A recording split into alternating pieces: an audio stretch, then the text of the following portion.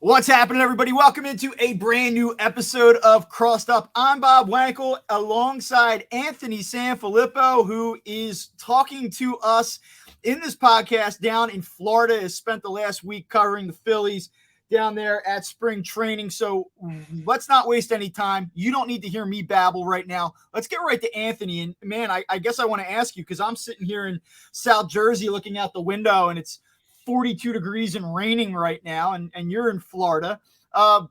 What's up, man? Like, what have we seen the last week? How we thinking about this team right now? Yeah, it's great down here, Bob. 80 degrees inside. First of all, I do want to apologize. The reason we didn't have a show Friday is because it was also when the day Chuck Fletcher was fired by the Flyers. So I was a little bit busy that morning. There was no way we could get that done. But it's been great down here with the Phillies. A lot of things, a lot of excitement. First of all, that's the thing. First and foremost, the ballpark is packed every day. Fans are really into this team. They're really excited for this team. And I'll tell you that the clubhouse atmosphere for spring training is pretty fired up too. And there's a lot of guys who are, trying to be seen and trying to make a name for themselves a little bit. And I think that's causing that kind of really good vibe in the locker room for spring training. And Rob Thompson pointed that out in conversation the other day, just kind of talking about it, saying that, that there's a certain feeling in here, and it's different than usual for spring training. And it's interesting because it's happening without the big names, right? I mean, Schwarber and Real Muto and Turner, they're off with Team USA World Baseball Classic, and Harper just got here, and he's not really hanging around. He's doing his thing on the side. So it's really the rest of the team that's really kind of got that vibe going, and it's cool. It's not everything's perfect. I know, there's things to discuss here that, some red flags, but at the same time, for 2 weeks out from the start of the season, or a little more than 2 weeks out from the start of the season, I think that Phillies fans should be pretty happy with where they are right now. I'm really curious, and I'm glad you brought this up, because there's this idea that this team, coming off of a World Series appearance, we know that they're talented.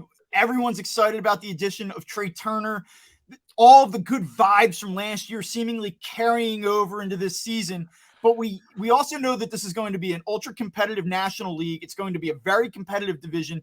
And I kind of do wonder, like, are we, and I don't want to be negative here, but I do think it's worth asking the question. You said guys are fired up. There's a good energy down there. And I have not been around it at all yet this season. I have not been there. My question from afar, though, is there are some red flags popping up here. Mm-hmm. Do we feel like at this point that fans really should be looking at this and saying this team is going to meet the hype? Like, that really is the question for me now. Like, we know the hype that has been now tagged to this team. Are they still in position to meet it? Or are some of these injuries and some of the slow starts from key players that we're seeing, like, how much of this should we really be concerned about right now? Yeah, I mean, there's a couple. I think that there are a couple that you can be concerned about, and I think that there's a couple that are you just, it's spring training and you kind of push it aside. I mean, I don't know where you want to start, but I'll start with the pitching. And the reason I want to start with pitching is because this was a concern that was brought to my attention on an elevator ride with the owner, John Middleton, and he and I happened to be on an elevator together. And this was a few days ago, and I said, "Hey, John, how you doing today?" He's like, "I've been better." And I'm like, "Why? What's the matter?" And he's like, "Yeah, the pitching, it's just not there right now." And I said, "John, it's spring training." He's like, "No, I know." And he's like, "Yes, we're using our 6th-string catchers in some cases," and that's something to be considered. You got to consider, right? This is not JT Realmuto calling or Garrett Stubbs calling. These are minor league catchers calling major league pitchers. So there's a little bit of stuff there, but he did have a little bit of concern about the pitching. And when you look at it, the starting pitching has not been good so far in spring training. Nola, Wheeler, those guys, I don't think you really worry too much. They're just kind of they're in build-up mode, and they're really not out there trying to, blow people away. I think those two guys are going to be those two guys, right? But beyond that is where there's concern. We haven't really seen Taijuan Walker because he's off playing with Mexico in the World Baseball Classic. Ranger Suarez has a forearm tightness situation crop up, so he's currently not pitching. They're not majorly concerned. They think he'll be fine, but forearm tightness is a thing, right? I mean, it's a thing for pitchers. And then we had the whole Andrew Painter thing, where he's got the UCL tear and he's going to be out for a bit. And so Bailey Falter is your fifth guy. He hasn't looked great in spring. And then the next guy beyond him, who if Suarez doesn't go, is Michael Plasmeyer, who looked okay until the Yankees game on Saturday when he got torched. I mean, he looked terrible. Let me ask you. It's not been good. The starting pitching has not been good. So it's really interesting because we could sit here and watch this and say starting pitching hasn't looked good. Mm-hmm. 2 of the 5 potential starting pitchers right now have injury issues. One is definitely going to be out for the foreseeable future. We don't quite know how serious the Ranger Suarez thing is. But for the owner of the team to just freely give this up to you, to me, is a little bit different than someone like me sitting here in New Jersey saying, I'm not totally impressed by this. Yeah. We know that John Middleton wants to win. We know that the guy's fired up. He probably feels the weight of the expectations and how people feel about this team. But, a little bit of a red flag. Know that the owner is just saying, hey, Anthony Sanfilippo, we happen to be on an elevator for the next 5 minutes. Let me just give up to you that pitching has been horrible. Yeah. And that's why, and I texted you right after it. And I was like, this is interesting because, it's the one thing that you kind of thought that the Phillies were going to be an area they were going to be strong. And it turns out right now, it's probably the biggest area of concern with the team.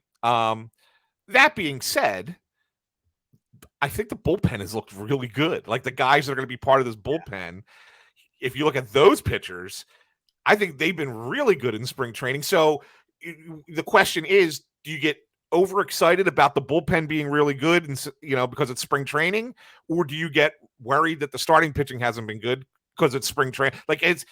There's got to be some kind of medium. It's either all right, the relievers aren't going to be that good once the regular season starts, but the starters will be better, or it's going to be this, and you're going to be a lot of hair pulling, but you count on the later earning guys to pull you through. Well, let me use this as an opportunity to put in a one-time disclaimer. We are on this show for the rest of spring training not going to talk about the fact that it's spring training and you can't read that much in a performance. I went back and listened to our show from last week, and I think I might have said it 6 different times when talking about players. So from no more. From now on, no more. It's just straight reactions. I know it's spring training. I don't care.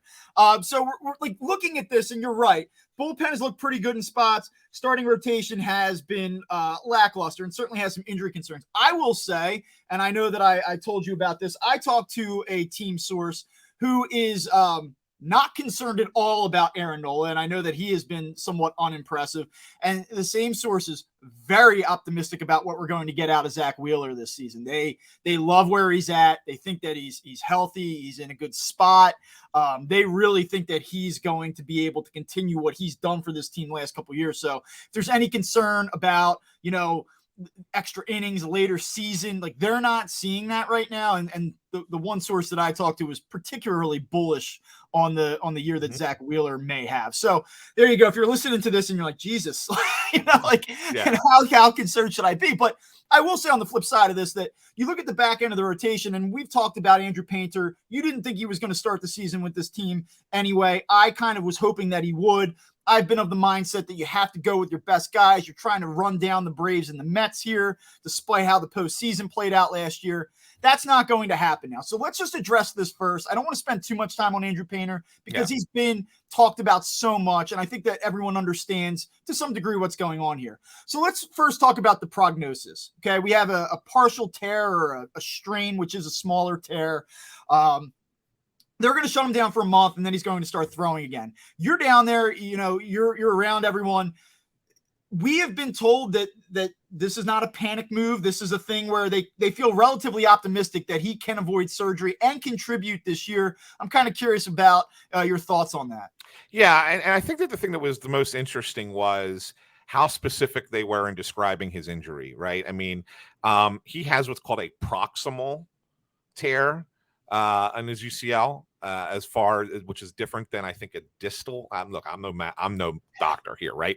But they send it off. They sent their doctors looked at it, and then sent for second opinion to Neil Elatrash, who's the guy for Tommy John surgery, right, in America. He's the guy who James did Andrews of yes, of Tommy John, and he's the guy who did Harper's surgery, right? And Elatrash said, you know what, he'll be fine. And so the thing of it is a proximal tear. I believe in the last 5 years, I don't know if it's the last 5 years, whatever it is, but 90% of guys who had a proximal tear did not need Tommy John, whereas the guys who had the distal, it was quite the opposite. They almost all needed Tommy John. Aaron Nola had this same tear in 2016, his rookie season. Didn't have surgery, spent time recovering, came back 2017, and had a pretty good year, and then 18 was his best year. So they feel like this is a thing. It's just they're gonna take their time with it. We're not going to see Painter until the summer. I mean, that's just the thing. I mean, it's not going to be till the summer. And kind of just to piggyback off of what you said, if it were a situation where we didn't have a track record, I think they said like 17 of the 19 players that have experienced this injury have been able to avoid the actual operation. If we didn't have that track record to kind of rely on, I'd be a little bit more skeptical about this, because just on the surface, I'd say that here's a 19-year-old kid. They're going to do everything they can to avoid cutting him open. Like, They don't want to do that. They're going to probably play it conservative, and almost to the point where they'd be willing to flush this season if it means taking their time to try to avoid the surgical option. But because we know, as to your point, this particular injury does not often lead to the operation, I go, okay, I kind of feel like we're being told the truth here. Yeah. And now I think in hindsight as well, we understand they probably could have gotten to this conclusion earlier. They maybe could have been a little bit more forthcoming about the initial read of these scans, but you sort of see now why they waited. That it did. Yeah. So it turns out Elatrash, just so everybody knows, it turns out Elatrash was unavailable to read them for several days, and that was why they didn't want to say anything. They wanted the second opinion, and they waited till he was able to read the tests. So you just said it and kind of beat me to the question, which is, when do you now see Andrew Painter? So if you walk through this, he probably doesn't throw until the first week of April. There's a slow build-up. Faces live hitters. Now we're probably talking, if everything goes well and there's no setbacks, now you're probably into the beginning of May. Maybe he makes an appearance in minor leagues sometime in mid to late May. I think it's later than that. Yeah, I really do. It's a slower build-up. Yeah, I think you're looking at Andrew Painter not being a consideration for the Phillies until the All-Star break. So what happens? Is that more a product of patience, innings limitation coming to play, just being ultra conservative with him? Yes. Because I would say if this were a 25-year-old and we weren't doing this whole hype train thing around him, we'd say like, oh yeah, you probably see him by the end of May, beginning of June. Right. Yeah. No, I think he'll be throwing. I mean, and they'll do a nice little program with him. But I think it's like he's going to start his throwing program in early April. You're probably looking at a 6-week program. And then I guarantee you his rehab assignment's a full month, 5 starts down there. Question for me now. If we were saying here, there's an innings restriction, we're going to keep him at about 120, 130 innings. That was the plan, as of 10 days ago. Does the alteration of the timetable limit the workload moving forward? Like, there's this idea, I think people are saying, well, if he comes back at the All-Star break, then they can just let him rip because he won't hit the innings threshold. Or do you think they say, well, you know what, now that it's a later start point, we're probably going to have to come down with the workload, and we're still going to skip starts with him. We still have to be, I think there's this idea like, well, if we just push him back 3 months, he'll be ready to go full speed. Bob, if he could give them 15 starts, 90 innings this year, they'll be happy. Yeah. That's what I'm saying. I mean, that's what I think it's going to be. I think you're looking at 15 6-inning starts. That's it. That's what you're going to get out of Andrew Painter this year at this point, and that's fine, and that's okay. That's not the end of the world, right? So then off of that, because I think I said we wanted to keep it tight on Painter. Yeah. That opened up the 5th spot. We know that this spot is Bailey Falters. It always has been. That was confirmed when they sent down Mick Abel and Griff McGarry. I never really viewed them as serious contenders for that spot. Right. So now it's Bailey Falters' deal. We talked, candidly here. We talked about Bailey Falter before we recorded this show. I recognize what he did for this team last season. He was at points their most dependable starting pitcher, and I don't think that you can dismiss that.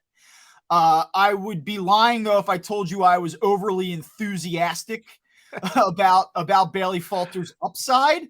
And I think I might be in the minority there. Like a lot of people are like, Bailey Falter, fifth starter, this is great. And I'm like, yeah, we'll see. Yeah. The results have not been great this spring. I told you I'm not going to talk about the small sample size spring training disclaimer.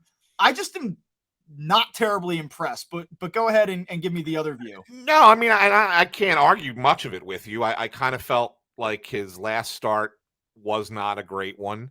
And he started yesterday and Toronto hit him around a little bit. The only thing I could say about yesterday is I do know that he was really working on the changeup yesterday. And he did say, and Thompson said the same thing afterwards, that they were throwing it at times that they wouldn't be throwing it in a real major league game. The example that he gave, and he wasn't trying to defend giving up a home run, but he threw back-to-back changeups to George Springer, and Springer, the second one, he hits out of the ballpark. And he said, look, it was a bad pitch. I left it up. It's not where it was supposed to go. He said, but at the same time, I'm not normally throwing two changeups in a row to George Springer and let him time it, right, to be able to crush it the way he did. So, there are things like that. You sit there and go, okay, he is working on a pitch that he feels is going to be a pitch that's going to make him a better pitcher. He doesn't feel like his breaking stuff is there yet. I mean, and he's even said it himself. He's like, I feel it, but he says it's just not, it's not where it needs to be.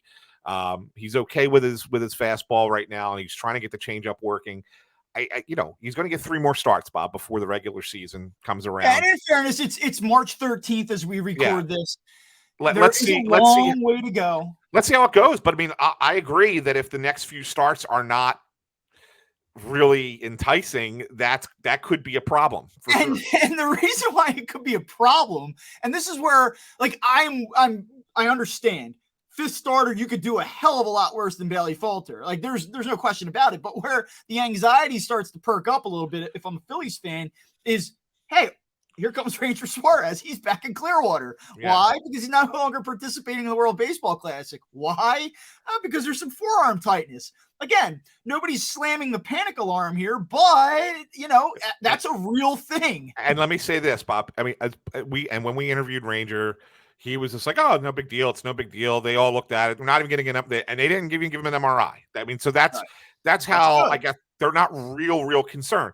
He's standing there during the whole interview, just shaking the arm out. He's just sitting. He's just doing this whole thing the whole time. And I'm like, is he still feeling? Is it tight right now? Like, dude, if you're sitting there doing that, it's tough to get a read on him. Says he's not concerned about it. You're like, you also know that this guy, he's unfazed by everything. Nothing bothers this guy. So I'm like, okay, I'm encouraged by this, I guess, but because you start talking about Bailey Falter. Because remember, again, the expectation is postseason, deep run. This is the team. Like, you have to look through a different lens when you look at the 23 Phillies. And like all of a sudden, if a shaky Bailey Falter's your 4, and he's backed up by, I don't know, Michael Plasmeyer or Michael Plasmeyer, like then all of a sudden you're like, that's not great. So that's the way that I'm viewing this thing. Like, I'm being a little bit more, not critical, but like a little bit more alarmist, I guess, because of what we're talking about here.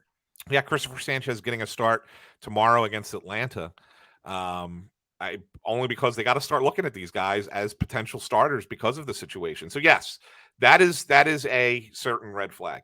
So the other thing that this does, because in my world where Andrew Painter and Bailey Falter kind of work in a 6-man rotation, long man type of setup, it takes another bullpen spot away. Well, now that bullpen spot has been completely opened because we know that Andrew Painter is not a part of the picture here for the foreseeable future. So Bailey Falter slots in as the 5th starter.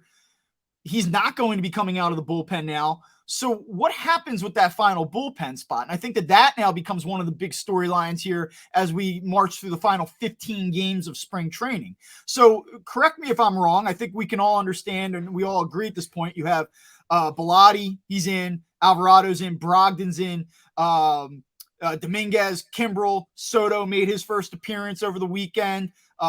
All reports there, and correct me if I'm wrong. He looked pretty good. Yeah. And then Stram, right? So you have one more spot. So you're talking about Nick Nelson, perhaps Christopher Sanchez in like a long man type of role, assuming that Suarez is okay. There's one interesting name here though, and guy that Rob Thompson has talked about. 98, 99, good sink, and Junior Marte. And I assume right now, if you had to solidify this roster, is he your pick for that last bullpen spot? It sounds like that's who it is. I mean, and Thompson's been talking glowingly about him. And when he was asked, to describe Junior Marte, and he just said filth, straight filth. I mean, that was the way he described him. Managers say that. It's not just, we like what he's doing. We feel pretty good about him. You straight filth. Like that kind of tends to say this guy's opened our eyes. He might be in the mix here. Yeah, and he's 5 innings I think he's thrown so far in spring. Yeah, 5 innings, 2 hits, a walk, and 5 strikeouts. So he's been in the zone, 0.6 whip. I mean, he's earned it on merit at this point. Yeah, he's looked really, really good, and he's probably the last guy. Now, there are a couple other guys that they like and that they're going to, you got to keep in mind that the bullpen's going to have some names come up and down as the season progresses, right? He mentioned Andrew Vasquez, who's pitched a little bit and looked pretty good in camp. I think that's a guy. And like you said, Sanchez, I think he's a guy that could be that long guy and, kind of fill a spot in the bullpen. I'll tell you a guy that I've also been impressed with, and I want to see if they give him a chance to pitch against, the major leaguers more, right? Because he's been pitching more back end of games. But McKinley Moore, the guy they got in the Adam Hazley trade, has been lights out in the games that he's pitched. I don't think that he's in the running for the last spot in the bullpen, but do I think he's a guy that could get a call at some point this year and come up? Yeah, and I'd like to see over the last couple of weeks. I'd like to see if they give him an opportunity to pitch against some major league lineup guys and see how he does, because he throws. You want to talk about hard, man. That guy brings it, and he's had. I think he leads the team or second in the team in strikeouts in spring training. So I think where they're at right now, you kind of say you can make an educated guess. This is what they're likely to come north with, or I guess go west with. Don't they open in Texas? Things change quickly, though, as we've learned over the last week. So, you start talking about players like that, and all of a sudden, maybe they do factor in. Yeah. And then that kind of takes us over to the offensive side of things. And we're going to be a little bit shorter on the podcast today. I know, Anthony, we had like a 30, 35-minute window here. Yeah. So, listen, we're midway through this thing. In some ways, it feels like it just started. In some ways, it feels like it's been going on forever. But I do think we're at a point now where there's enough of a sample where we start talking about the back end of this bench and how they're going to fill this thing out. And I want to talk about Scott Kingery. You wrote the Scott Kingery story. I'm going to get to that in a minute, but I do want to make the point. And I think this is going to be the highlight of the show, honestly. The Phillies have to feel good about the fact that they have a competition, and the players in the mix in that competition have really stood up this spring. Like they have, this is not, I won't say what I was going to say, but it's not a matter of, hey, you win by default. It's a matter of, hey, these guys are really getting after it. So you look at a Derek Hall, right?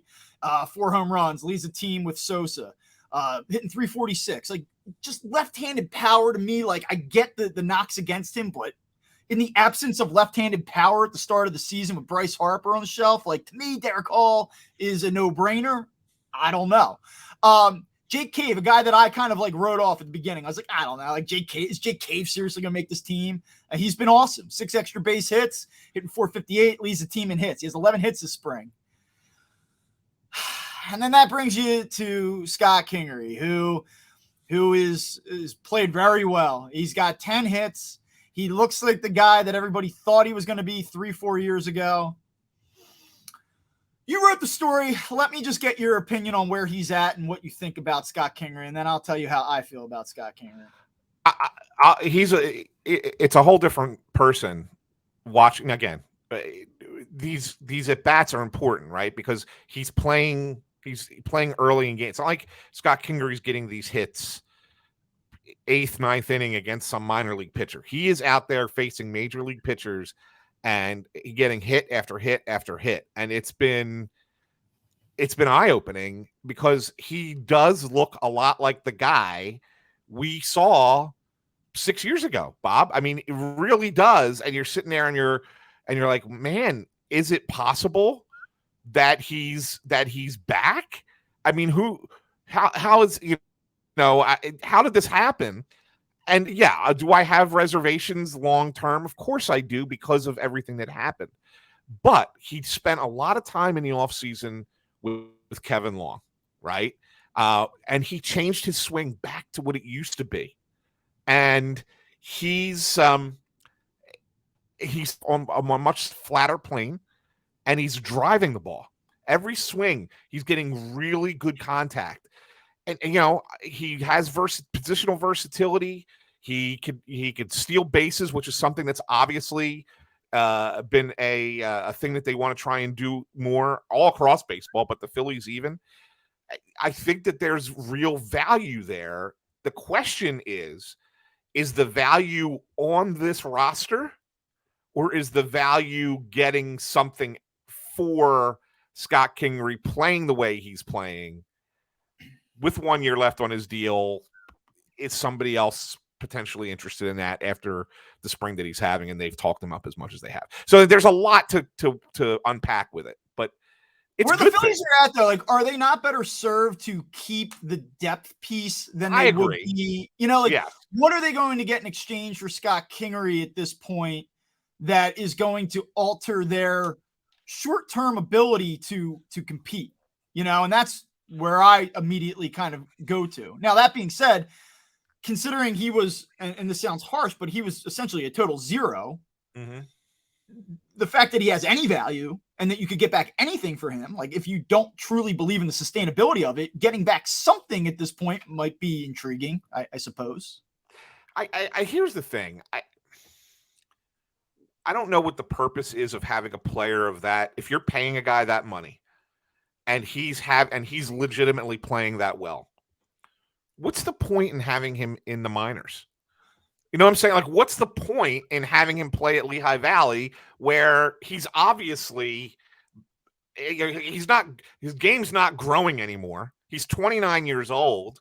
Like, he's not developing. He's where he's Scott Kingery, 29 years old. Yeah.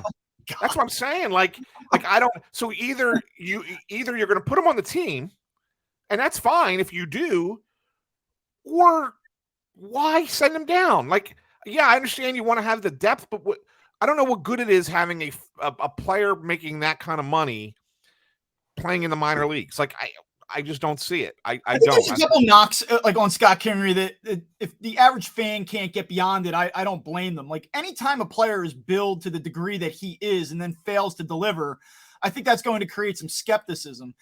Listening to you talk, and like, I read the story, I thought it was a good story, and like, I think it would be a fantastic story of Scott Kingery, who was just like a total afterthought off the 40-man. Like, it was over. If he could somehow resurrect this thing and be a meaningful contributor and like play the type of game that Phillies fans would love to see, right? Like, he's all over the field, high energy, bouncing around, making things happen, athletic, like it would be a great story. Like, oh my God, right? The problem that I have is that I felt like I went through this cycle with him a few years ago where it was just, there was every excuse in the book was made for Scott Kingery. It was, Gabe Kapler, and the organization had him playing different defensive positions, and that ruined his confidence offensively, and they wanted him to lift the ball. And you even just said it, like, oh, well, he worked with Kevin Long this offseason, and he really flattened out his swing. I guess my question would be, well, why did it take 4 years of utter failure to get to this point? Like, was he not convinced in 2021 that, oh shit, this isn't working, I better do something about it? Was the organization, or is that on the organization? How's the organization not do anything about that? Hey, look, I have to say, I mean, he did say to me I mean, obviously he had shoulder surgery, right? So there was a legitimate injury there. And he did say the year before that he was trying to not get the shoulder surgery.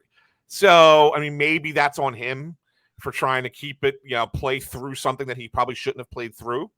And so maybe that season you sit there and go, all right, yeah, Scotty, you should have figured it out then. You should have gotten it taken care of then and come back sooner. But I'll say this, Bob, maybe if the Phillies knew that this was the Scott Kingery they were going to get, maybe they shouldn't have signed Josh Harrison. Right? And because that would be the role that Kingery would be better suited for. Right. They're very similar. I cannot blame the Phillies, and I know you're not, but I cannot blame the Phillies front office for not banking on the revival. Sure. But that's what I'm saying. And it's almost like, he's now competing with Derek Hall and Jake Cave for a spot when he really should be competing with Josh Harrison for a spot. You see what I'm saying? So I guess the question is, like, how does this play out? Like, do you think that this is a situation where performance over the next 12 games, because, they probably will make their decisions before the final game of the spring. So there's 2 more weeks of games to really figure this out. Do you think he can win this job, or do you think he at best can sort of be the next man up? Like he's positioned himself to be that first guy when the next injury happens. And I think that's right. I think that's where he will land. He's not on the 40-man, right? Jake Cave is, Josh Harrison is, Derek Hall is. Derek Hall's power is something that matters. Even if he doesn't have a position and he doesn't have positional first base, okay, fine. But he doesn't really have positional versatility. It's his power that matters. And we saw it last year when Harper was out. He's got to be on the team. And he has to be on this team. Yeah. And I think that they like what Harrison brings as a clubhouse guy. And he's got positional versatility and everybody loves that guy in there. I talked to him at length. He's a really, really good guy to talk to, and really kind of, you could get a sense that he's a guy that would fit with this team, might fit the vibe of this team. And Cave has just been sensational. He defensively laying out for balls. He's hit, and then he's hit really well. How do they feel about how he would profile in? Because what they really need is somebody that can play the outfield and hit from the right side. He is not that. So I asked this question to Rob Thompson because they played Sosa in center field. He's playing center field again tomorrow, and then he's going to play left field on Wednesday in New York. And I asked him about that. I said, is there some interconnectivity with the way Jake Cave is hitting and you guys trying Edmundo Sosa in the outfield of potentially, having a right-handed hitter hitting outfielder who can play center field? So Cave, and he's like, there is a little bit. He says, but keep in mind that Schwarber may need a day off or may need a day as a DH, and we could put Jake Cave out there too against a right-hander and just lengthen the lineup with lefties. And it's like, okay. So like, I get the sense that Cave fits. And they're finding ways to make him fit because they really like what he brings. They get a run of right-handers going. They might need Nick Castellanos to take a series off. So, yeah, exactly. The way that's going. So, yeah. Like I'm kind of being an asshole and I'm kind of being cute, but I'm also kind of serious because we are now approaching the point with Nick Castellanos where, like,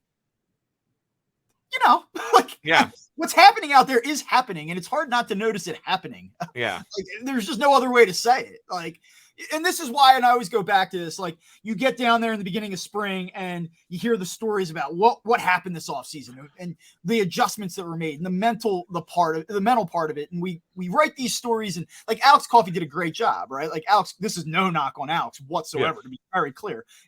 It's a great story talking about, like, well, where's Nick at? I think she was the one that reported the adjustment moving up in the box, closer to the plate. And like, that stuff all might pay off. Like, this is not to say that it won't, but like, this idea, like, what happens is fans will then like ingest that story and be like, oh, he's made the change. It's like Castellanos' breakout season. Here it comes. And it's just not that simple. That's all. That is, like, to me now, like, I am watching every at bat, everything he does. And like, fair or not, like, that's where we're at with him. Like, that's where we're at now. The only positive, and there's not a lot that's positive. The only positive I can give you on Castellanos is he doesn't seem to be lunging and chasing balls out of the zone like he was last year. So if there's one, he's taking some more pitches. That's good. That's real. That's real.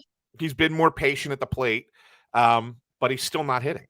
He's Yeah. still, I mean, he's hit a couple hard balls, and that's fine, but he's not hitting.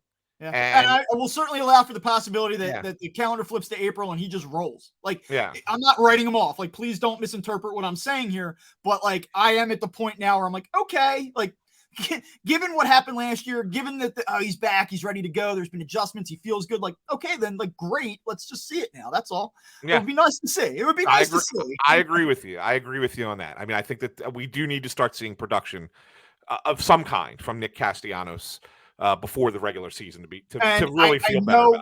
I know we're on a time crunch here. I have one quick thing, and then however you want to wrap it, we'll do that. World Baseball Classic. Have you watched it? Yeah, a little bit. There's a couple fun things. Yeah, Yeah, like there's some fun things. Like I actually think it means more to like other countries, and it seems like it means more like to fans in other countries. Like yeah, I have to tell you, I have been. I was like kind of into it. I told you last show. I'm in. I'm gonna watch it. I have. Two quick takeaways for me. Like I'm not in. I don't care. I want to care. I see some people do care, and like I'm actually astounded by that. I'm like the way that some people are reacting on Twitter. Like someone called it embarrassing. Like a Philadelphia media member was like, "This team is embarrassing." And I was like, I just can't get up for that. Like yeah, it's an exhibition game at heart, and I know the yeah, players are sort of into it, but I'm not angry as I watch it unfold. I get why they don't have a pitching staff, but like the pitching staff is just it is so substandard of what they're trotting out there. yeah. It's not good. It's not good. And Yeah, then I'm Mark out. Like, I just don't really care. Like and I Mark guess and Mark I'm DeRosa rooting for the country, but I just don't care. and Mark DeRosa bitched about it too. It's like, it's never going to be taken seriously until all the players take it seriously, and he means the pitchers there. No, I was actually going to bring up one last thing from the World Baseball Classic, but before I get to the one last thing, how about Garrett Stubbs with his big hit for Israel and also playing some third base? Yeah. Dude, he's cool, man. Like that's all I can say. Like you talk about vibes, like you started this show talking about vibes and clubhouse energy and stuff. Like he's like all time for me. Like he really is. And winning helps, but like he's just a cool dude. He's just always in the middle of everything, even when he's in the dugout, like even when he's in a clubhouse, he's just like an infectious personality. It's really cool to see that. Yeah, it's cool. It is cool. But the one last thing I wanted to bring up was, and because it was hilarity in the Phillies clubhouse. But yesterday morning we go in there and Italy's playing in the Netherlands, and I forget what the guy's name is, but the left-handed reliever for Italy comes in a 6-1 game, mind you, with the bases loaded and nobody out, and strikes out the side, and has one of the funniest, most elongated look at me celebrations I've ever seen. And the Phillies clubhouse erupted in just absolute laughter watching it unplay on the big screen in the clubhouse. We were dying. And it was just like, and I didn't even really think about it until after the fact, because they end up in that 5-way tie, right? And the fewest runs allowed per outs, that they got was kind of how they broke the tie, and Italy just snuck in. And so it was important to keep the Netherlands off the scoreboard there, right? And so I didn't realize it. Yeah. Yeah, it wasn't, but he was insane. And I just wanted to just throw that to you and kind of get your reaction to it. I love all that stuff. I mean, like that's where that tournament becomes fun. Like in a way, like watching that to me, and like I guess maybe I don't mean this, but in a way, I'm like more compelled by that than I am watching Team USA play. I sat down and I watched a game. I watched most of the game Saturday night. And the Schwarber home run was awesome. Like, don't get me wrong, that was cool. Like, guy yells out, hit a Schwarber bomb, and then he cranks a 3-run homer. Like, that was cool. But I'm just watching it. It just felt flat to me. It just felt unimportant. Maybe it was the Great Britain jerseys. Oh my God. Like, dude, like, again, like I coached high school baseball for 12 years, and like I've seen like freshman uniforms, like at least have like a real script on the front of them. You know what I mean?